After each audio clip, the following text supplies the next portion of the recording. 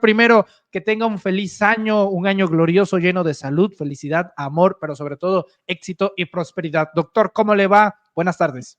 Estimado Manuel, igual para ti, para tu familia y para tu público.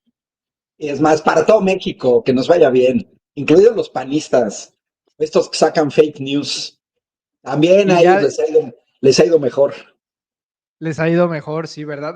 Ya encarrerados también se lo deseamos a todo el mundo, doctor Valderas. Verá usted que cómo coinciden las cosas y las agendas. Este fin de semana el presidente de la República dio una declaración muy importante que la mayoría de medios, los tradicionalistas, no consideraron que era de interés. López Obrador dijo esto en giras por los estados de la República.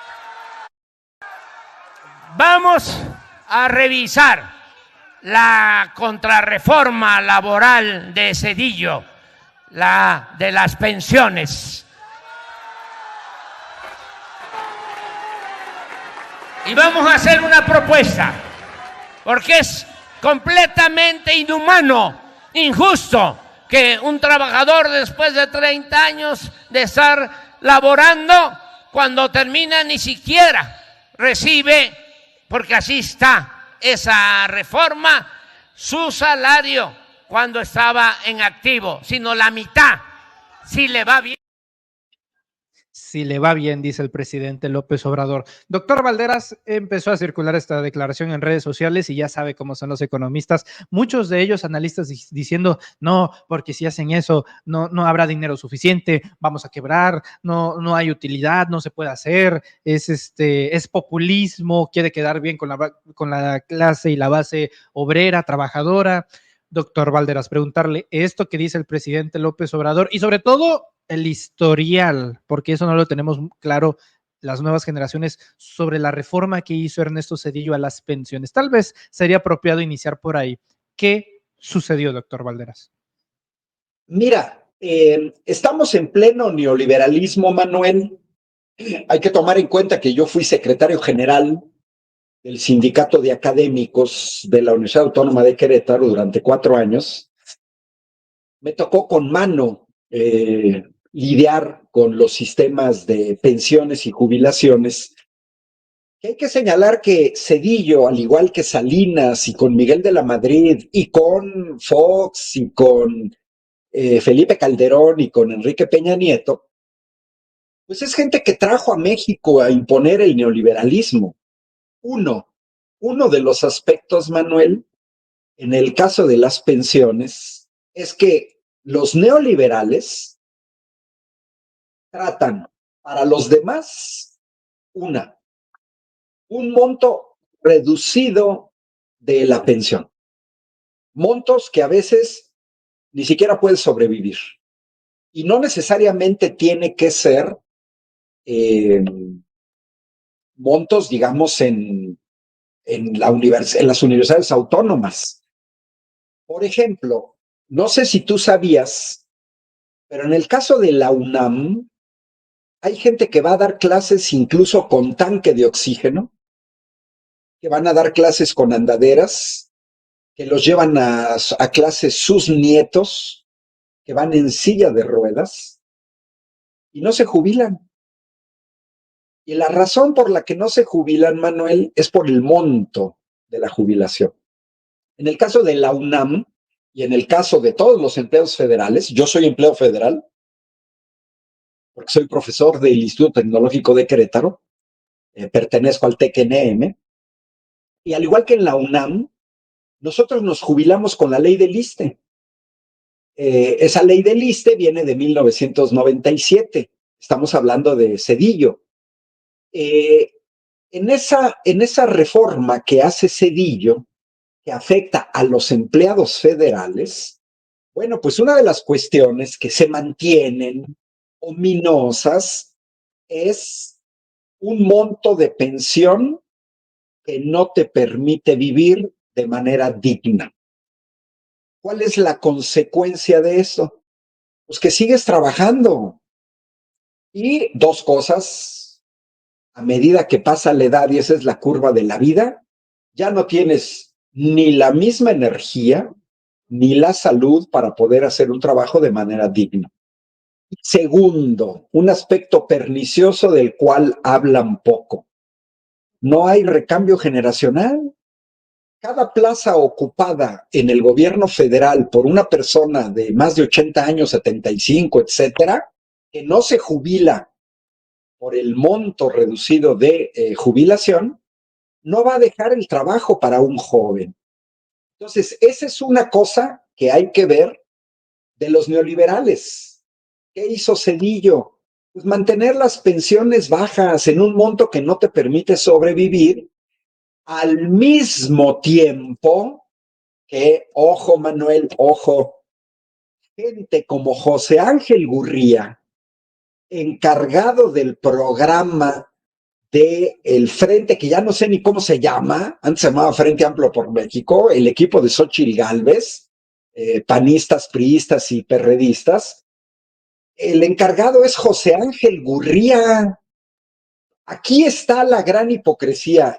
Cuando el presidente habla que una cosa que caracteriza a las derechas es la hipocresía, mira, tiene toda la razón del mundo, porque esta gente es muy hipócrita. O sea, ellos mantienen una pensión baja para los demás, pero no para ellos mismos. El señor José Ángel Gurría recibe pues más de 100,000 pesos mensuales como jubilado por Nacional Financiera, específicamente 111,000 pesos mensuales. Y Manuel, aquí se ha discutido públicamente cuál es el monto de la pensión de los magistrados. Oye, hasta magistrados estatales ganan 160,000 pesos mensuales. Ahí me gustaría que la gente que está siguiendo tu transmisión nos diga o levanten la mano quienes ganan más de 100,000 pesos mensuales. Entonces, fíjate el doble rasero, Manuel.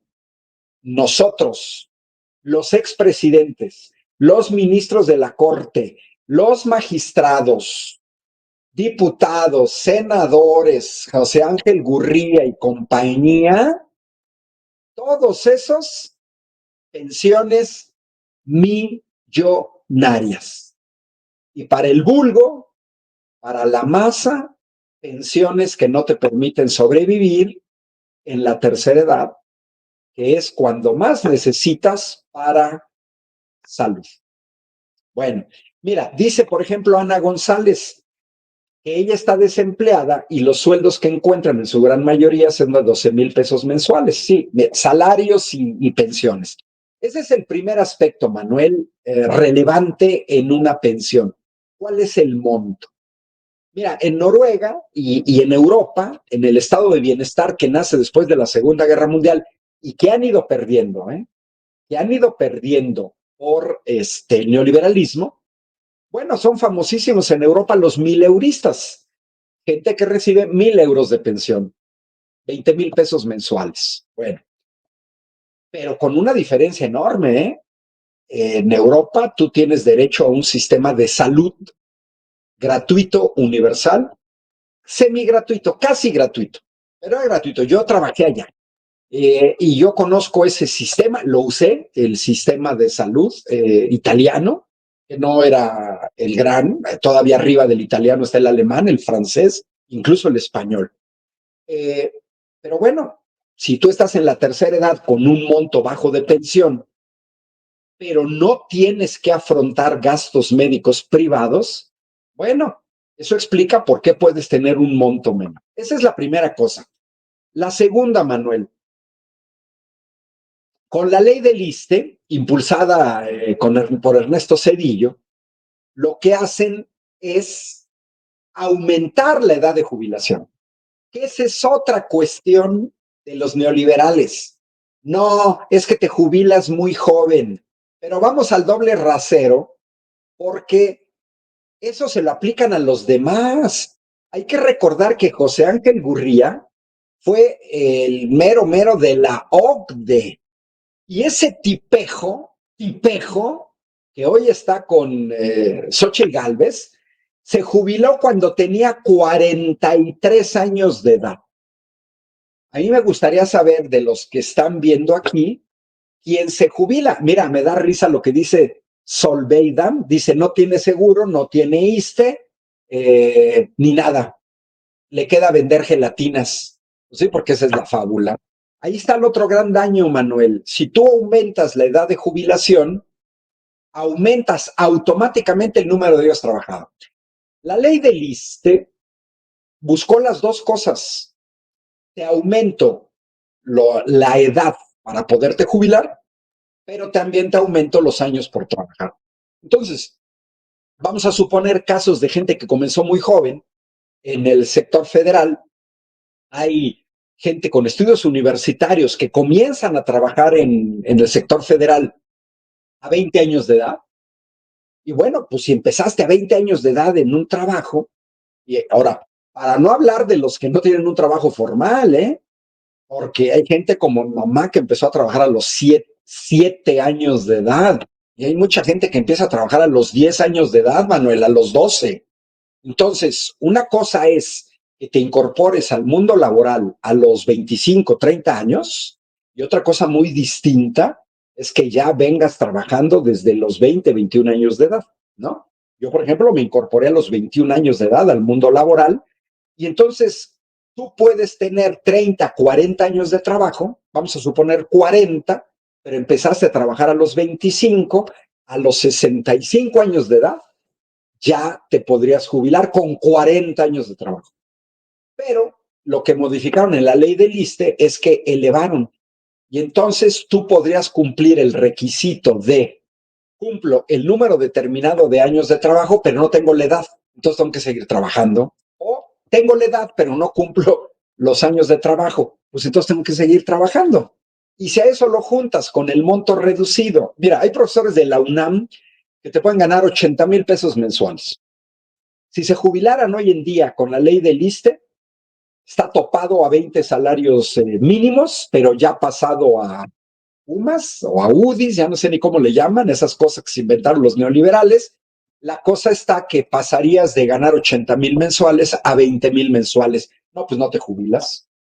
Ese es el contexto, Manuel, que además te voy a decir otra cosa típica, tú estás muy joven, pero mira, en México usamos dos términos, Manuel, jubilación y pensión. Eso no existe en Europa. En Europa existe un solo término, que es la pensión. Y ojo, a diferencia de México, allá la pensión es universal solo por el hecho de ser ciudadano. Tú naciste en Tabasco, yo nací en Querétaro, somos mexicanos, tenemos derecho a una pensión. Punto. San se acabó. En México existe el concepto de jubilación que va asociado a en dónde trabajaste. La jubilación te la da tu patrón, que puede ser un ente privado o un ente público, pero no te la da el Estado. En los europeos la pensión te la da el Estado.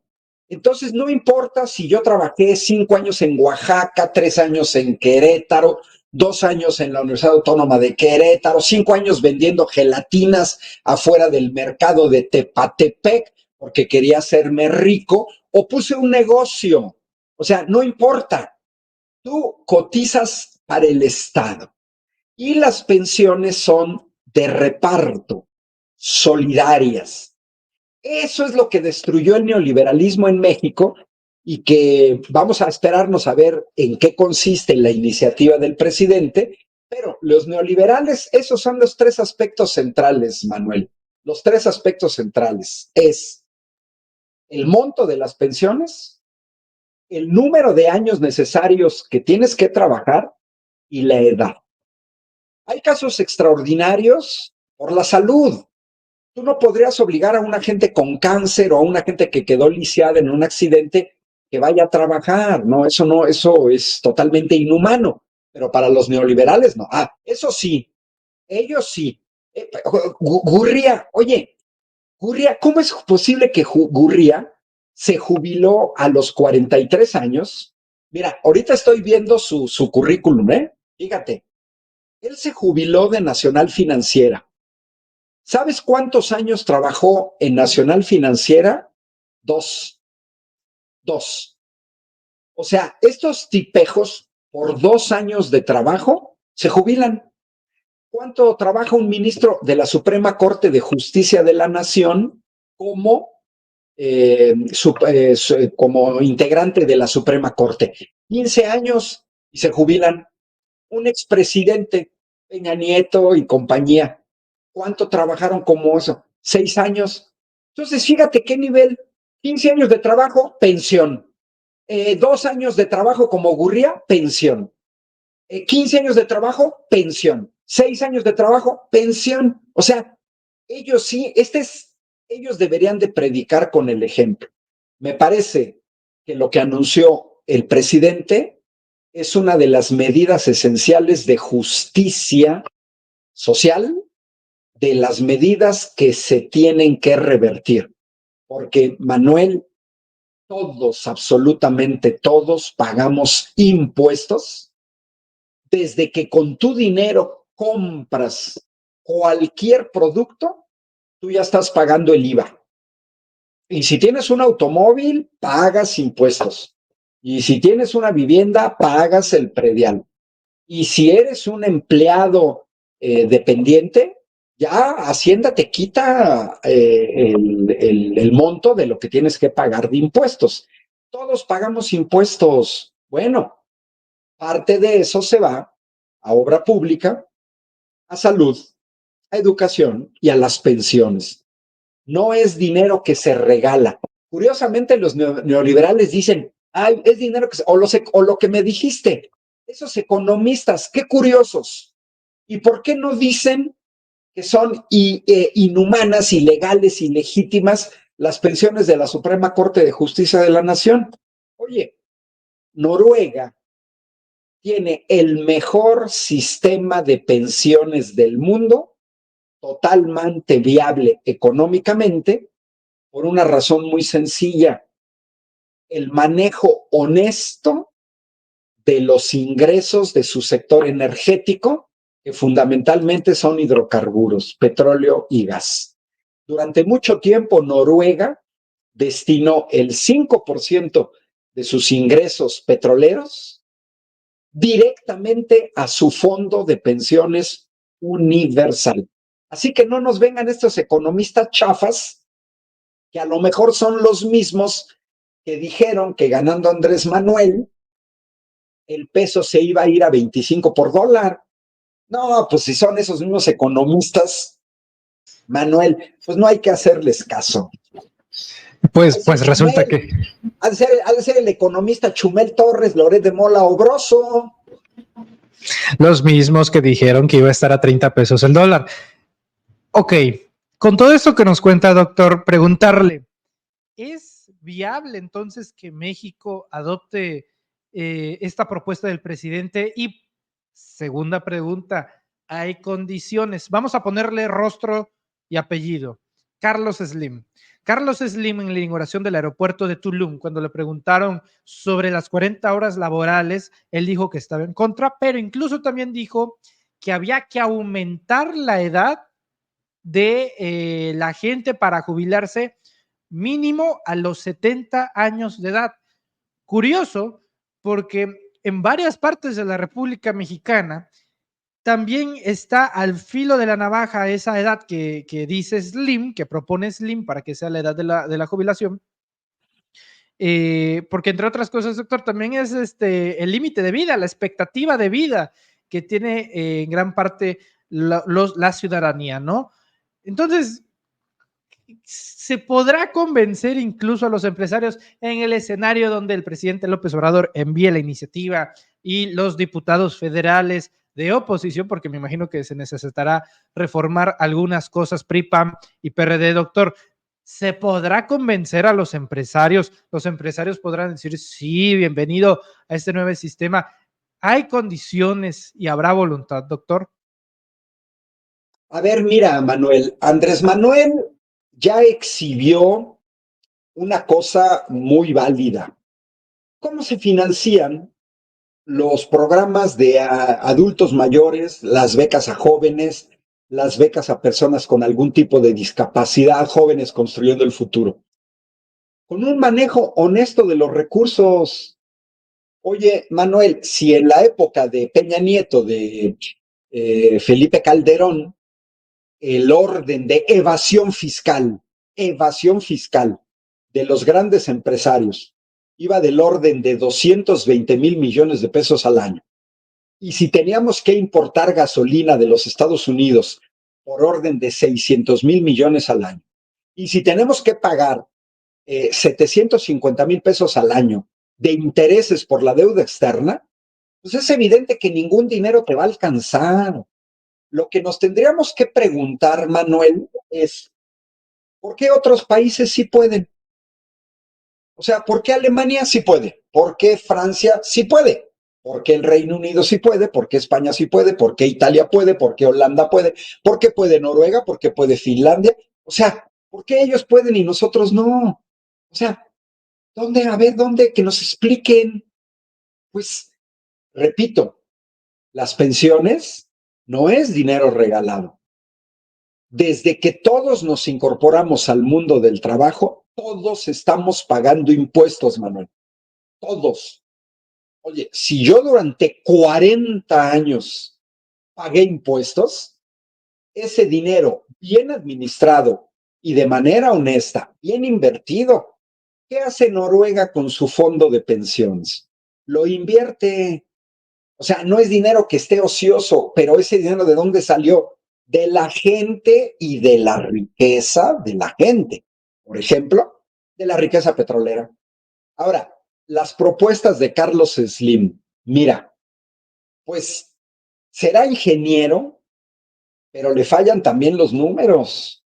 Yo a mis estudiantes durante años les exhibía la propuesta de Carlos Slim, que la hizo en España y que le tundieron hasta por debajo de la lengua a los españoles y no volvió a hablar a Carlos Slim, que no estaba en México, porque sale con su batea de babas, y lo tengo que decir, Carlos Slim sale con su batea de babas de que la jubilación debe ser a los 75 años de edad, en un momento en que datos oficiales de la OCDE señalaban que en México nuestra expectativa de vida era de 72 años de edad.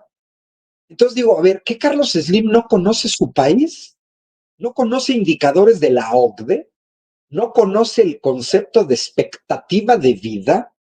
Oye, si la expectativa de vida son 72 años y me dices que tengo que cumplir 75 años para tener derecho a una pensión, pues quiere decir que no me quieres dar pensión. O sea, por favor, y que nos lo venga a decir alguien al que se le regaló Teléfonos de México y que nos lo venga a decir alguien que no produce tecnología, que su riqueza no la ha hecho.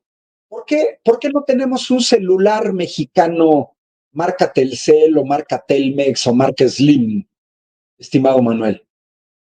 Porque no le invierte. Porque una cosa es comprar Sanborns y vender pastelitos y otra cosa es que me hayas entregado una empresa pública en números negros y otra cosa muy distinta es que yo genere riqueza. Carlos Slim no ha generado nada, nada, es verdaderamente patético. ¿De dónde viene su riqueza? Yo entiendo la riqueza de Elon Musk. Ahí está SpaceX, está Tesla. Entiendo la riqueza de Jeff Bezos, Amazon. Entiendo la riqueza de Bill Gates, Microsoft. Entiendo la riqueza de Mark Zuckerberg, Facebook. Entiendo la riqueza de los dueños de Apple. La creación de tecnología, de bienes y servicios, pero no así Carlos Slim. Entonces, es chafa. Y mira, es chafa esa propuesta de Carlos Slim con aritmética elemental de la maestra Lupita. A ver, Carlos Slim, pues para que tú determines la viabilidad de un sistema financiero, un indicador clave es la expectativa de vida. La otra, ¿cuántas cuotas vas a aportar para una pensión? Pero yo insisto, el manejo honesto de los fondos de pensión es clave. Es clave. Porque si los vas a manejar de manera chafa, o de manera fraudulenta, como lo hicieron panistas y priistas, nunca te va a alcanzar el dinero, ¿eh? Nunca, nunca. Los neoliberales quieren aplicar a otros, no a sí mismo, a otros, el sistema norteamericano. ¿Y cuál es el sistema norteamericano? El que impusieron a sangre y fuego con la dictadura militar de Augusto Pinochet en Chile. Es decir, las Afores, es decir, los sistemas privados en donde tú tienes que soltar una lana a una empresa privada y donde rompiste totalmente el sistema solidario.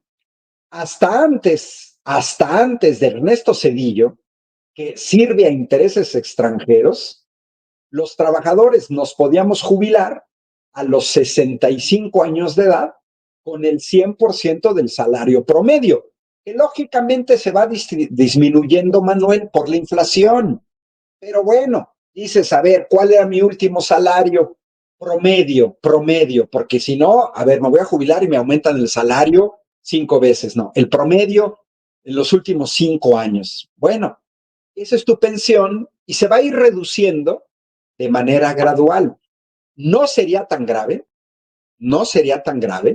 si al mismo tiempo tienes un sistema de salud universal gratuito, porque es la etapa de la vida donde más requieres de un sistema de salud, en la tercera edad. No hay otra etapa de la vida de los seres humanos. Y entonces es una cuestión de dogma. Pero, Manuel, los neoliberales ya gobernaron este país. ¿Y qué hicieron? ¿Cuáles son sus resultados? Hoy sí están muy preocupados por la economía.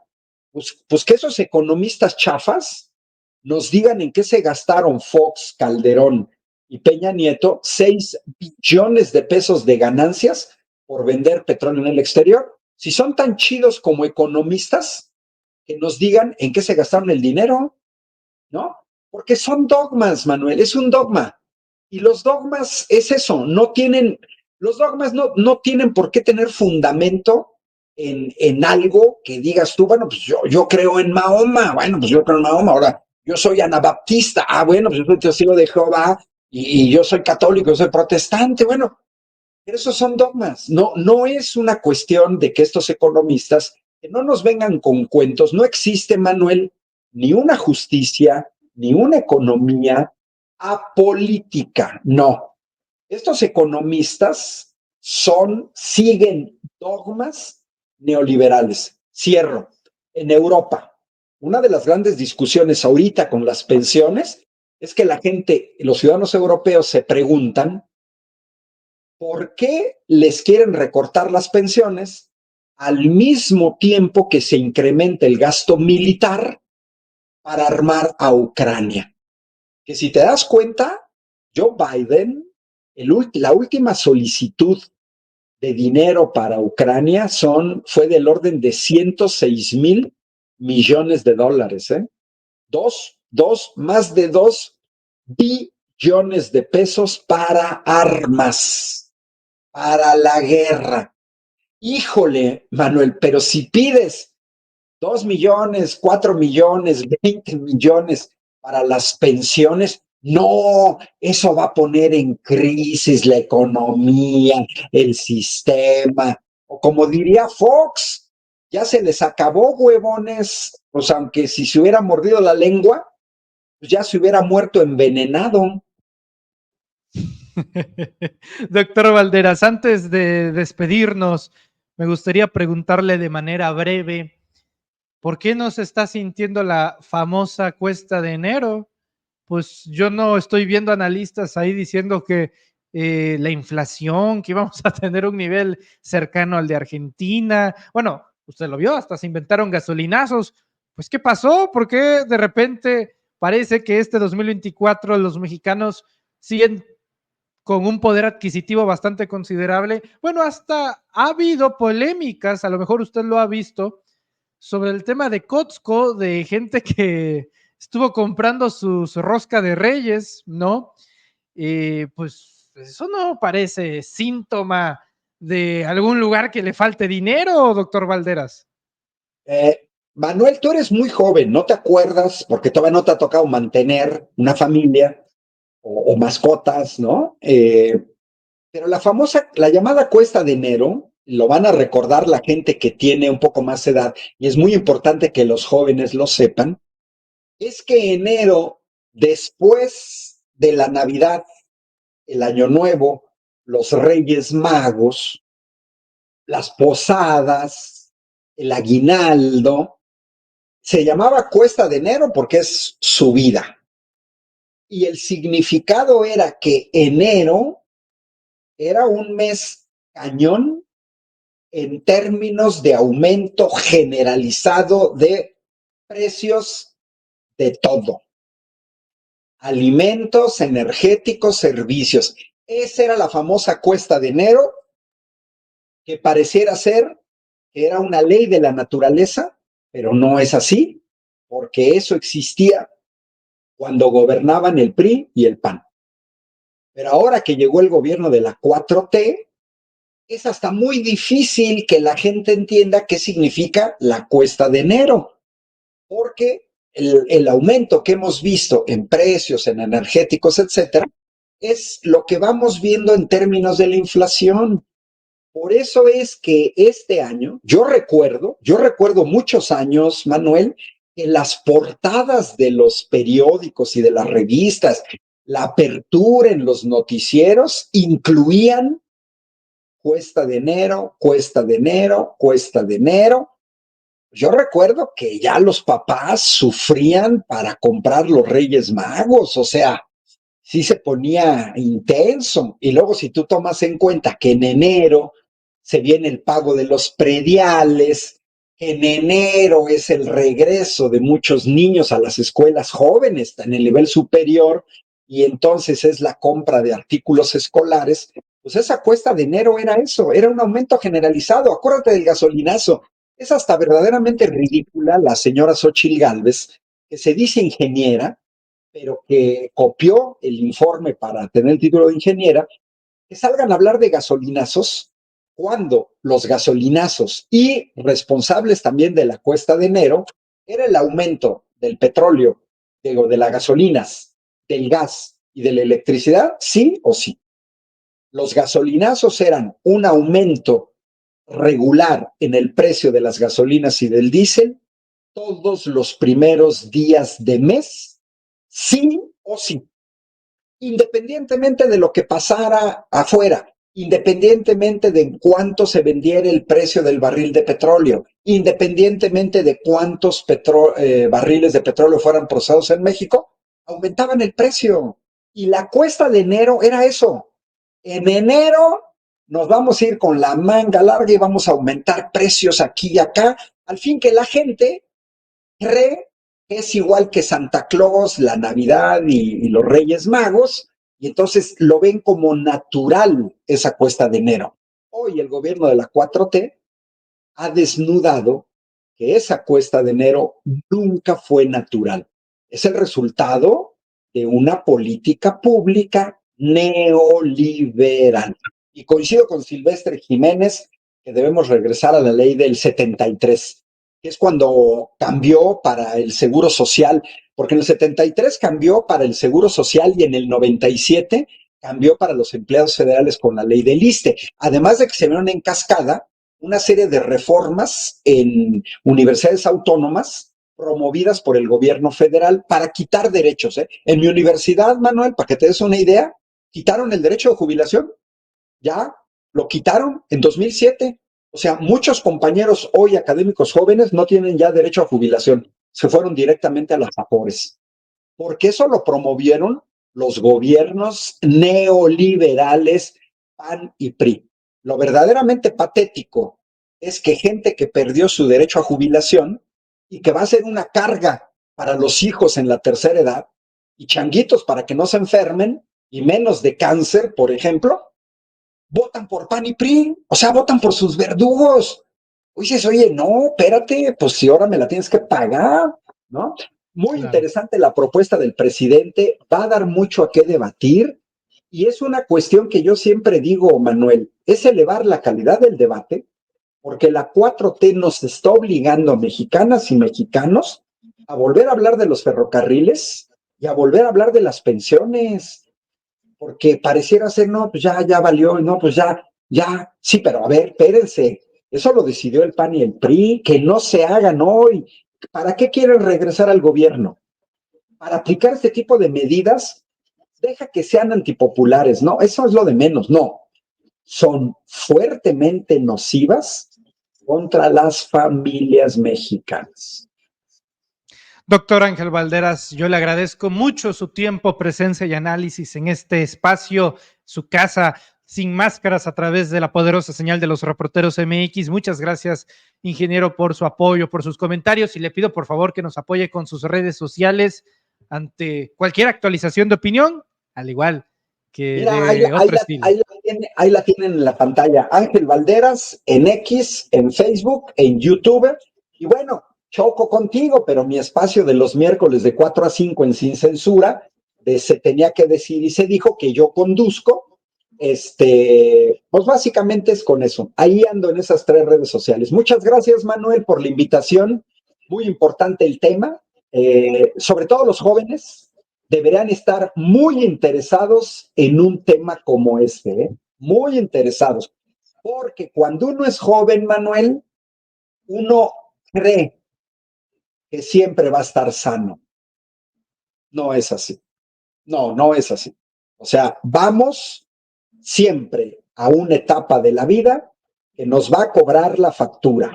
Todo lo que hayas comido, hasta peje lagarto, todo lo que hayas comido, bebido, lo que te hayas malpasado, las desveladas, todo, y las idas al antro, todo te lo va a cobrar, Manuel. ¿Hiciste ejercicio, no hiciste ejercicio? Te la va a cobrar la vida. Por eso es un tema relevante, porque no depende de ti, ni de mí, ni de mi hermano. No, es algo que es parte intrínseca del ser humano.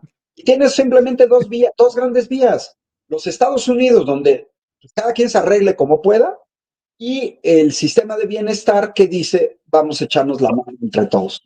Pues saludos a tu público en este lunes 8 de enero 2024, año en el que vamos a tener a la doctora Claudia Sheinbaum como presidenta de este país.